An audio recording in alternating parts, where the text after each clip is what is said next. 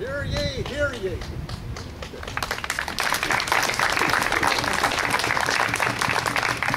Hear ye, hear ye. The Treaty of Watertown will now be read by John Horrigan. A treaty of alliance and friendship entered into and concluded by and between the governors of the state of Massachusetts Bay and the delegates of the St. John's and Mik'Maq tribes of Indians. Whereas the United States of America in General Congress assembled have in the name and by the authority of the good people of these colonies solemnly published and declared that these united colonies are, and of right, ought to be, free and independent states, that they are absolved from all allegiance to the British Crown, and that all political connection between them and the state of Great Britain is, and ought to be, dissolved, and that as free and independent states, they have full power to levy war, conclude peace, contract alliances, establish commerce, and to do all other acts and things which independent states may of right do. We, the governors of the state of Massachusetts Bay, do by virtue hereof, and by the powers vested in us,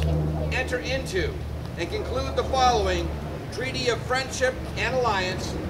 is: first, we, the governors of the said state of Massachusetts Bay, in behalf of said states and the other United States of America on the one part, and Ambrose Farr, Newell Wallace, and Francis, delegates of the St. John's tribe, John Denacora, Charles, Matthew Entrain, Nicholas, John Battis,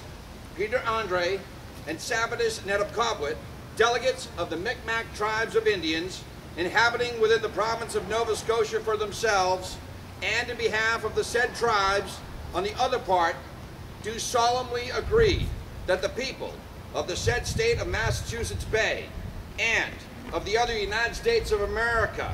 and of the said tribes of Indians, shall henceforth be at peace with each other, and be considered as friends and brothers, united and allied together for their mutual defense, safety, and happiness. Second, that each party to this treaty shall and will consider the enemies of the other as enemies to themselves, and do hereby solemnly promise and engage to, and with each other, that when called upon for that purpose, they shall and will, to the utmost of their abilities, aid and assist each other against their public enemies, and particularly that the people of the said tribes of Indians shall and will afford and give to the people of the said state of Massachusetts Bay and the people of the other United States of America during their present war with the King of Britain all the aid and assistance within their power, and that they, the people of said tribes of Indians, shall not and will not, directly or indirectly, give any aid or assistance to the troops or subjects of the said King of Great Britain, or others adhering to him, or hold any correspondence, or carry on any commerce with them during the present war. Third, that if any robbery or outrage happens to be committed by any of the subjects of said state of Massachusetts Bay, or of any other of the United States of America, upon any of the people of said tribes, the said state shall, upon proper application being made, cause satisfaction and restitution speedily to be made to the part injured. Fourth, that if any robbery or outrage happens to be committed by any of the said tribes of Indians upon any of the subjects of said state or of any of the United States of America, the tribe to which the offender or offenders shall belong, shall, upon proper application being made, cause satisfaction and restitution speedily to be made to the party injured. Fifth, that in the case any misunderstanding, quarrel, injury shall happen between the said state of Massachusetts Bay, or of any other of the United States of America and the said tribes of Indians, or either of them, no private revenge shall be taken, but a peaceable application shall be made for redress. Sixth, that the said tribes of Indians shall and will furnish and supply 600 strong men out of the said tribes, or as many as may be, who shall without delay proceed from their several homes up to the town of Boston within this state, and from thence shall march to join the army of the United States of America, now at New York, under the immediate command of His Excellency, General Washington, there to take his orders. 7, that each of the Indians who shall by their respective tribes be appointed to join the army of the United States of America shall bring with him a good gun, and shall be allowed $1 for the use of it. And in case the gun shall be lost in the service, shall be paid the value of it. And the pay of each man shall begin from the time they sail from Machias for Boston. And they shall be supplied with provisions and a vessel or vessels for their passage up to Boston. Each private man shall receive the like pay as is given to our own private men.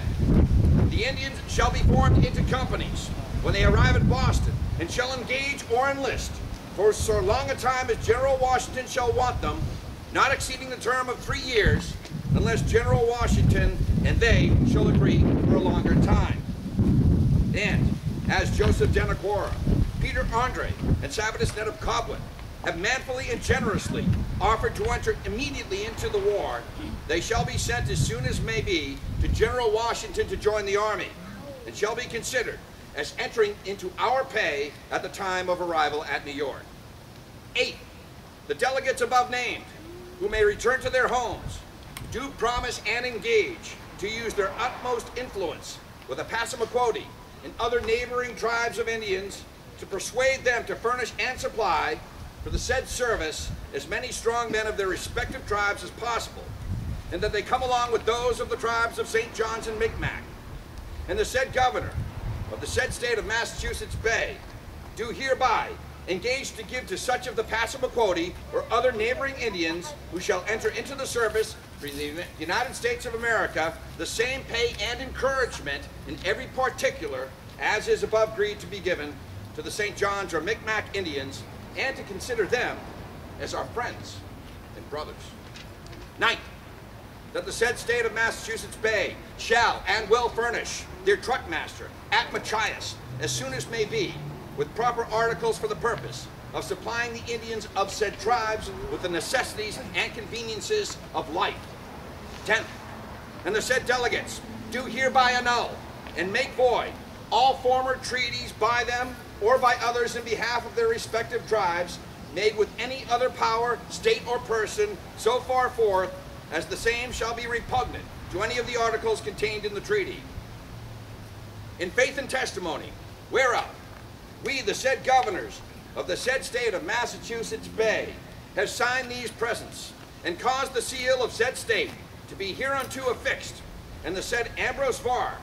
Newell Wallace, and Francis, delegates of the St. John's tribe, Joseph Denacquora, Charles, Matthew Entre, Nicholas, John Battis, Peter Andre, and Sabatus Ned of Coblet, delegates of the Mik'Maq tribes of Indians, have hereunto put their marks and seals in the council chamber at Watertown in the state aforesaid, the 19th day July, in the year of our Lord, 1776.